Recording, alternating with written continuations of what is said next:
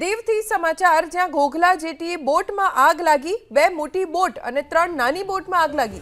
ફાયરની team તાત્કાલિક સ્થળે પહોંચી અને આગ ઉપર કાબુ મેળવ્યો, પણ ખૂબ નુકસાન 3 બોટને આગના કારણે થયું છે। આગ લાગી કેવી રીતે તેની કોઈ જાણકારી પ્રાપ્ત નથી થઈ, પણ બે મોટી બોટ બળીને ખાખ થઈ ગઈ છે। 3 નાની બોટનો પણ તેમાં સમાવેશ થાય છે જ્યાં આગ લાગી।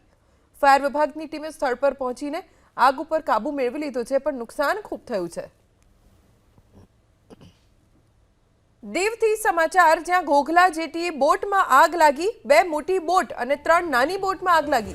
ફાયરની ટીમ તાત્કાલિક સ્થળે પહોંચી અને આગ ઉપર કાબુ મેળવ્યો, પણ ખૂબ નુકસાન 3 બોટને આગના કારણે થયું છે।